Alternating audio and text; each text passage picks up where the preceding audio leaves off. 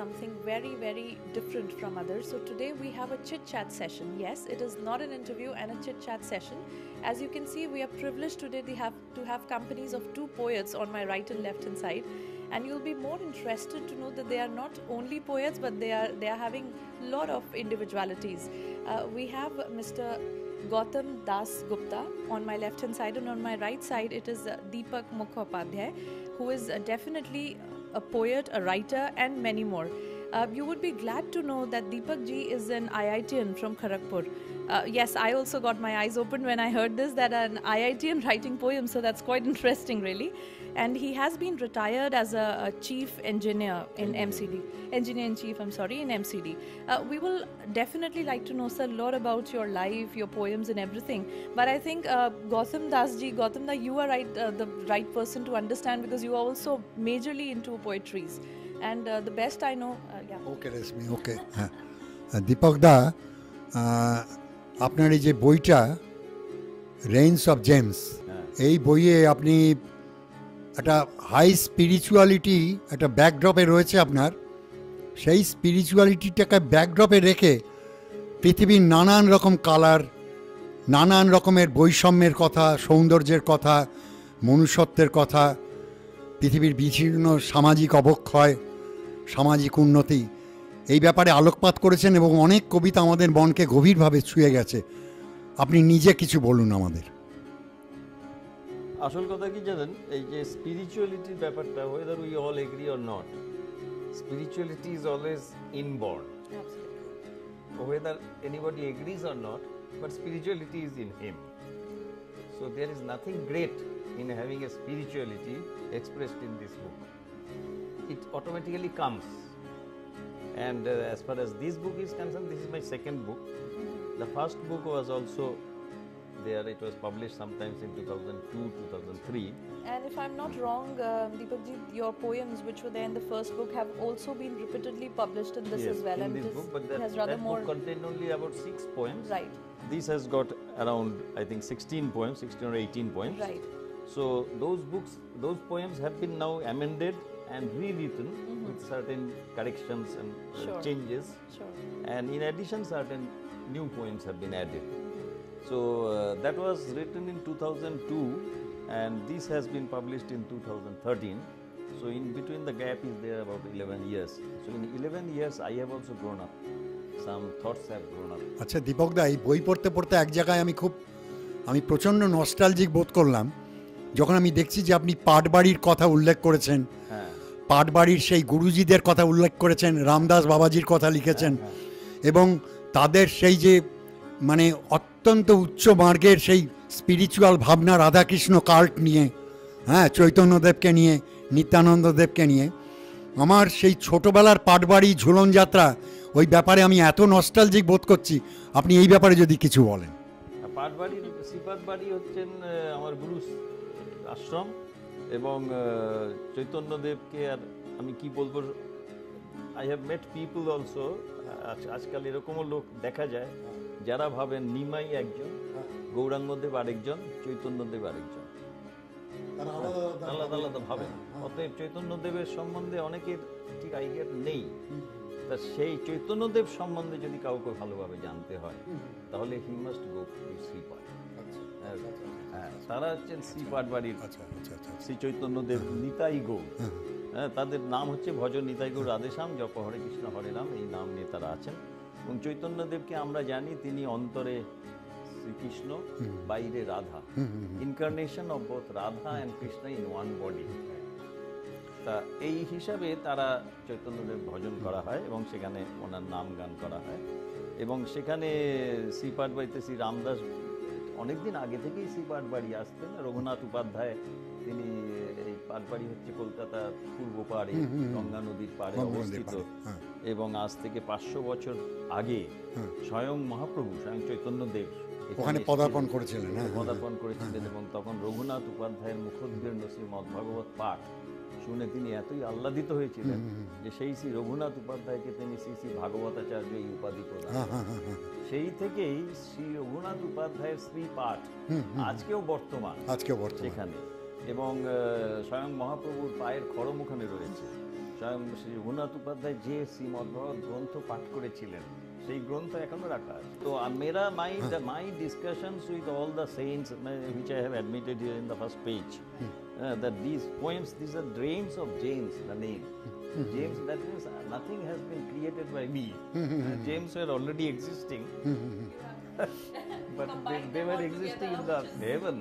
They have just come to me, and by the blessings of the Lord, it has fallen on me. আচ্ছা দীপক দা, আরেকটা প্রশ্ন আসছে আমার মনে, যে আপনি আইআইটি খড়গপুরের ছেলে, আপনি ইঞ্জিনিয়ারিং লাইনের একেবারে টপে গেছেন, ইঞ্জিনিয়ার চিফ ছিলেন, চিফ ইঞ্জিনিয়ার দিল্লি এমসিডির।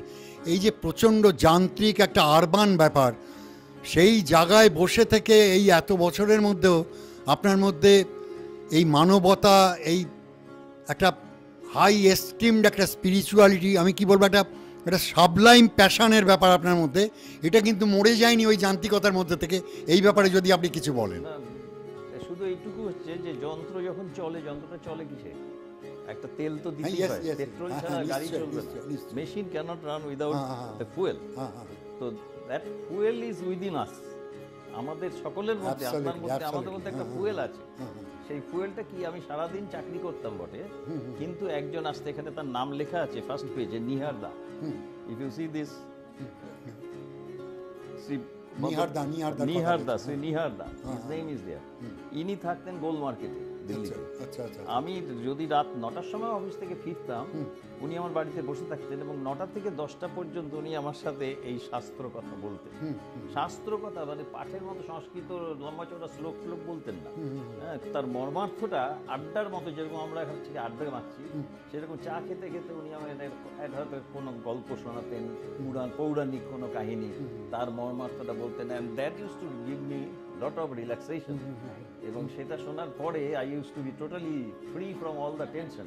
তখন হয়তো তখন in my house also I use to bring files. তার কারণ অফিসে বসে কাজ করা যায় না, অফিসে বসে তো পাবলিক ডিলিংস ম্যাক্সিমাম হয়, কথা বলতে হয়।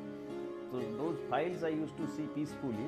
এবং তখন আমার হয়তো 200 ফাইলস আর অন দ্য টেবল, যেটা আমাকে রাত্রেবেলা ডিসপোজ করতে হবে, কিন্তু that spirit refreshment use to give me out of this talks. Rashmi ji, ये इतना बढ़िया इंटरेक्शन हो रहा है, इसमें कोई बात आपको अंदर भी उभर के आ रहा है, आप पूछ सकते हैं। बिल्कुल, थैंक यू।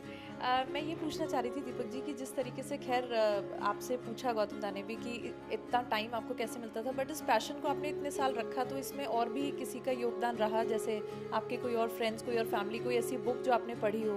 क्योंकि एक आईआईटीएन का पोएम लिखना is very different, really it is tough to believe. आजकल तो आईआईटीएन शुरू से ही आईआईटी तो है ही बड़ा फेमस है। And in fact it will be wrong to say that they only create और produce engineers, right, they produce human beings.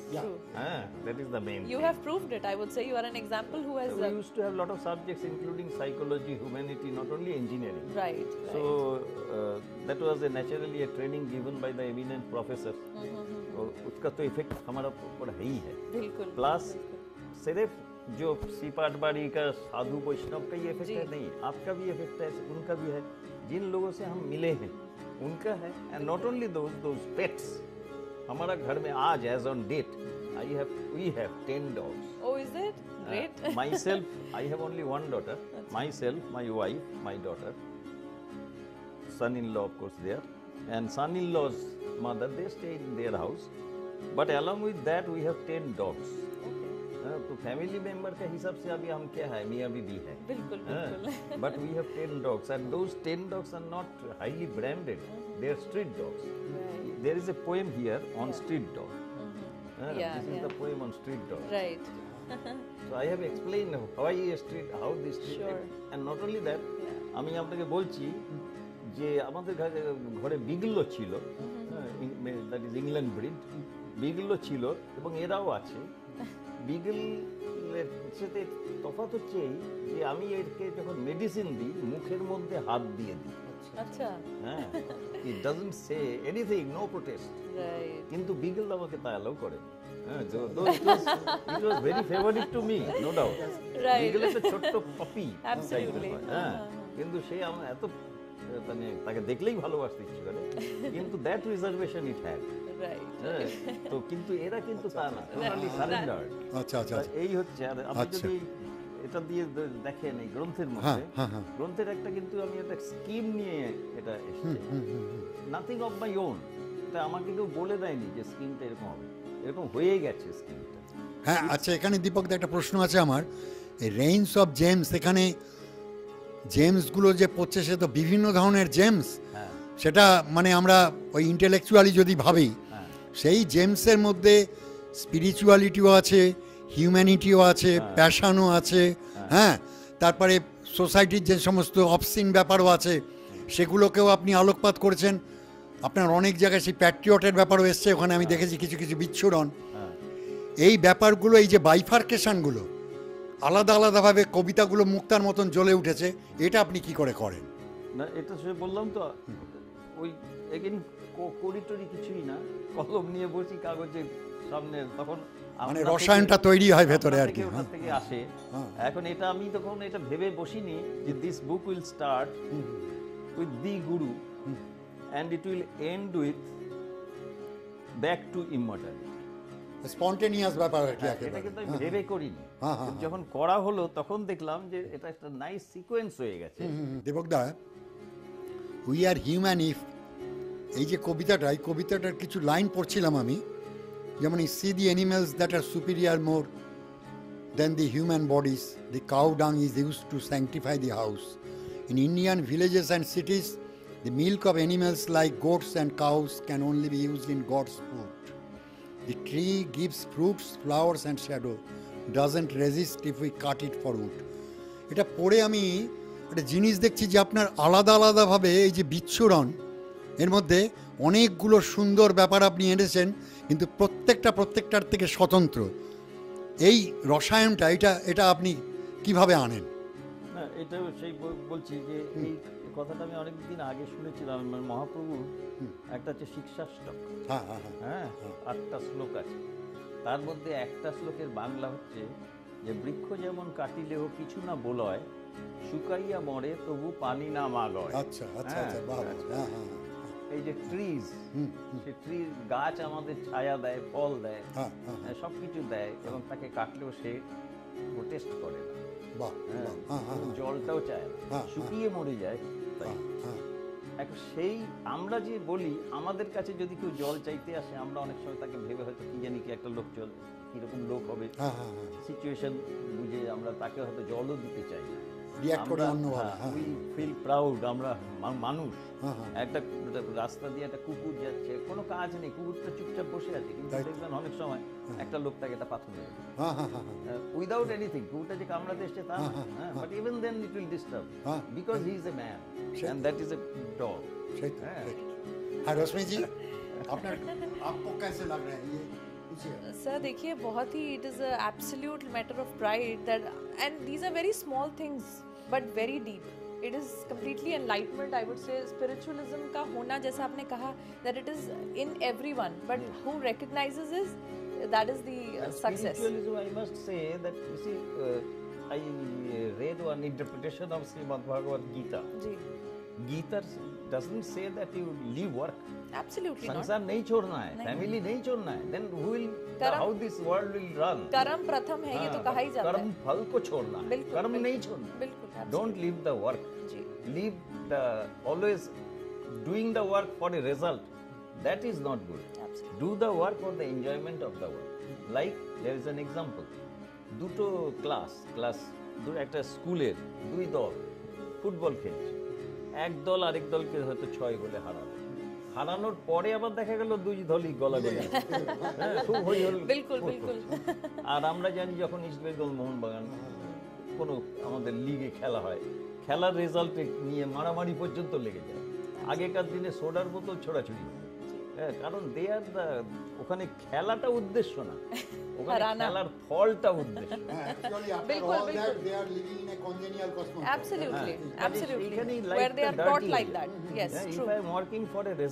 তাহলে লাইফ দ্যাট ওয়ার্ক আর ডিউটি রইল। তো যেখানে কাজটার আমি যদি রেজাল্টটা নিয়ে করি কাজ, তাহলে হবে না, আমার আনন্দটা নিতে হবে। সেটাই হচ্ছে তা ওখানে spirit of doing work.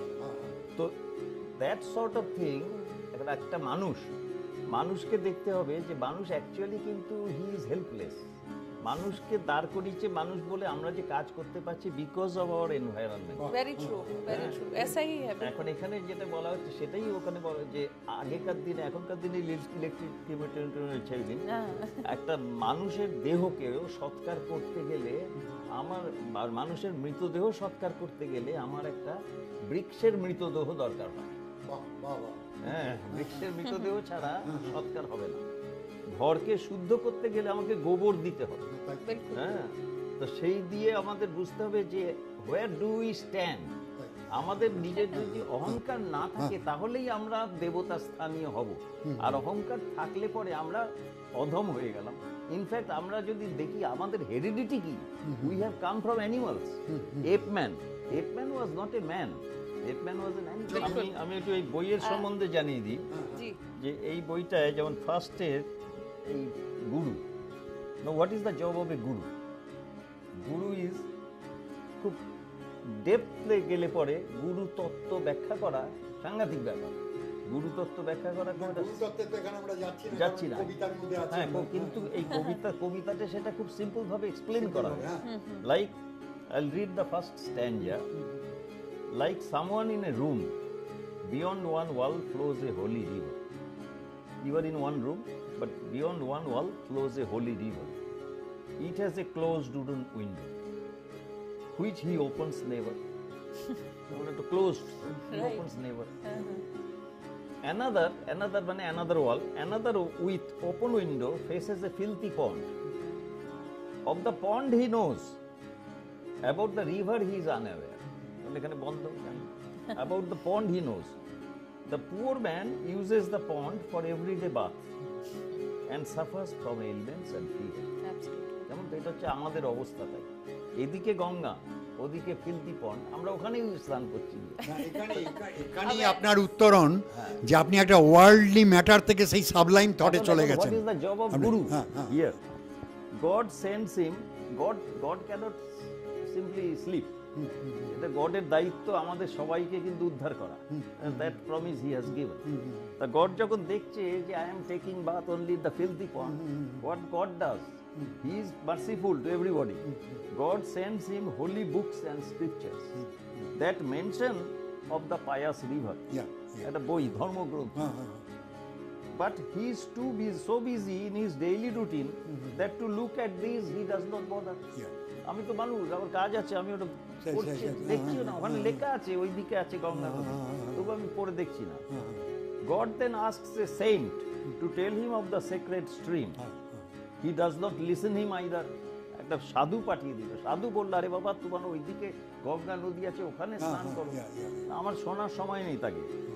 God now, then God দেখছে যে শাস্ত্র পাঠিয়েছি, সাধু পাঠিয়েছি, তবু শুনছে না। তখন what does he do? God now as guru takes him by hand to the river. তখন দরকার হলে চুলের মুঠিও ধরবে, জবরদস্তি করে নিয়ে যেতে হবে, হাত ধরে নিয়ে যাবে, bathes him there to remove his agonies forever. এবং একবার যখন সে গঙ্গা নদী দেখে নিয়েছে তারপরে আর সে ওইদিকে তাকাবে না। That is the crux of the point. That is guru.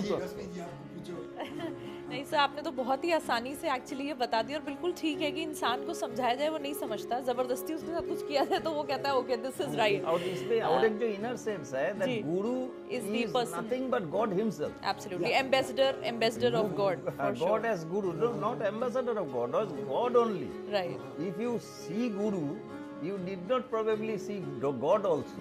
Though guru becomes very happy if you see the God. Absolutely. हम लोगों को गुरु ने बोला, this question was asked that if guru is God, then why should you go to God? Why should you not come to you only? Right. Then guru says no, for my satisfaction you should go to God. Right. So Guru Dakshina is done then. हमारा target रहेगा to satisfy the guru, but to ji. satisfy him we should go to God. Absolutely. It was absolutely a pleasure, Dipak ji, to have your company, and rather your as well. आपने इतने interesting सवाल पूछे और इतनी depth में हम लोगों को समझाया poetry, spiritualism and many other topics which are definitely humanity. बाकी मैं ये जानना चाहूँगी कि what is the availability of this book, Rains of Gems?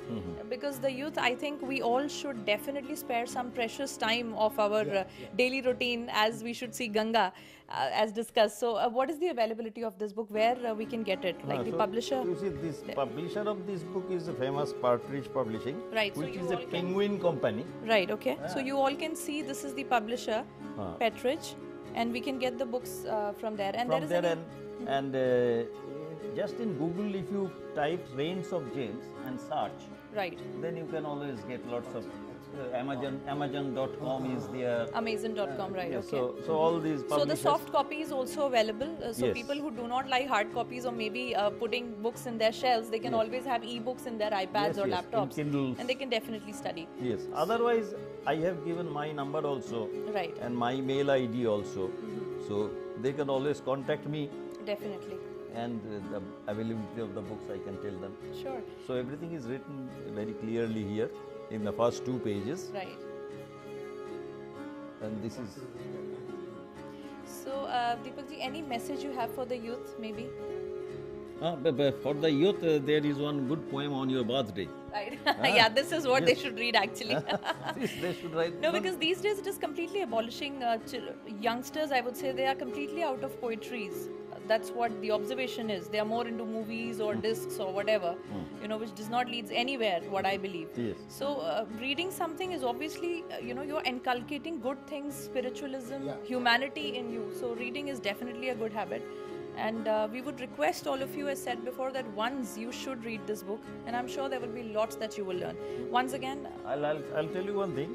As regards this message to the youth, yeah, this on your birthday says lastly that you celebrate your birthday. Oh, do not forget the deserted boy. Oh, the wealthy rich son. absolutely. It's your birthday and his birthday too, and God will never pardon if on this day you forget him totally and do not even go to him to console with best wishes, a modest gift, and tell him that both he and you have the same soul. Very nice, very wonderfully written. And as regards, I have also written some romantic poems. Yes, we saw that in the Yes. content, so it definitely attracts And the youth now. anti-romantic poems also. Anti-romantic. Anti-romantic. So it's a virus and antivirus, both goes parallelly, hand in hand. So Why I have written, you see, you are in love with her. Right. This is a romantic poem. right, And a love bluff, which is anti-romantic. absolutely. Now here, I'll tell you something. Whenever we love anybody, this started from Srimad Bhagavatam.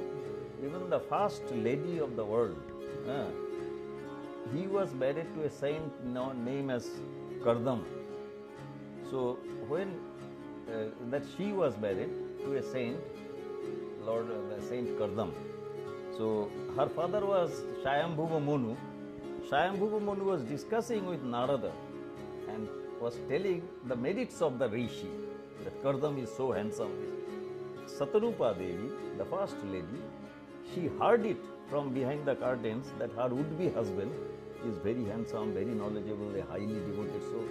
After knowing that only she fell in love. So I started from there. Right, okay. That love is always based on some reasoning. Without reasoning, there is no love. Absolutely. When a girl loves a boy, not that she is blind, she calculates his merits, his culture, and his kind. Absolutely. That correct. is what love is. Right. My friend told me one day, uncalculated love may bring sorrow, some others say. So like this the poem goes. Yes. So Which is again a truth in life, what we all experience Yes, and but see. then what happens afterwards?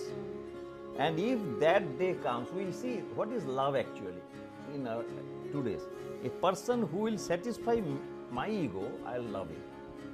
मैं अगर बोल रहा हूँ कि सूरज आज उस तरफ है, झूठा सही वो अगर बोल दे हाँ सूरज उस तरफ है, I love that man. Right. I am telling you in briefly. So, but this why anti-romanticism आया? कि because this love is based on ego.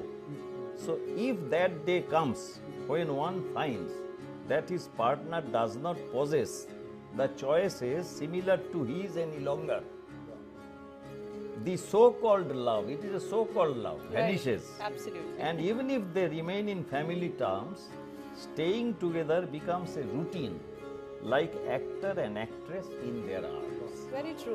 तो ये है मैं एंटी रोमांटिक। बिल्कुल मैं कहूँगी ये सच्चाई है आज की, दीपक जी, इससे कोई ये बिल्कुल अनभिज्ञ है सब इस बात से कि यही सच्चाई है आजकल की। जैसा गौतम दा ने कहा, बिल्कुल टाइम जो है सुइयां हमें रोक रही हैं, नहीं तो ये डिस्कशन बहुत ही इंटरेस्टिंग है और शायद घंटों चल सकता है। ज़रूर चाहेंगे कि दोबारा हम लोग मिलें इसी मंच पर और दोबारा बात करें, ज़्यादा वक्त लेकर आएंगे। तब तक के लिए फिर बहुत बहुत धन्यवाद आप दोनों का, जो आप लोगों ने अपना प्रेशियस टाइम निकाला। गौतम दा, थैंक यू जो आपने इस तरीके सवाल पूछे, सच्चाई। धन्यवाद किस लिए, हम तो सबको धन्यवाद। हमारा भी बहुत अच्छा टाइम बीता, we had a nice chit chat जी। और आपकी पोएम से बहुत सारी लर्निंग्स डेफिनेटली यूथ को और वैसे भी सोसाइटी में भी मिली।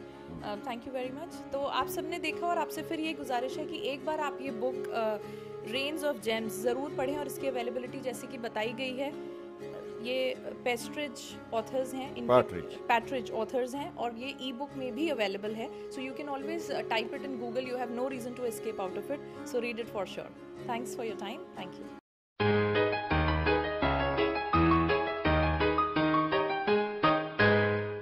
মনে প্রাণে বাংলা দূর প্রবাসে ভেসে যায় চিত উপবন সুবাসে, সেই জোয়ারে চলো সবাই ভাসি, রূপরস মধুয়ার গন্ধে ভরে, ভালোবাসা ভরে দিয়ে সুর তাল লয়ে ভরে তুলি আমাদের সোনার তরি, সোনার তরি, সোনার তরি, সোনার তরি, সোনার তরি।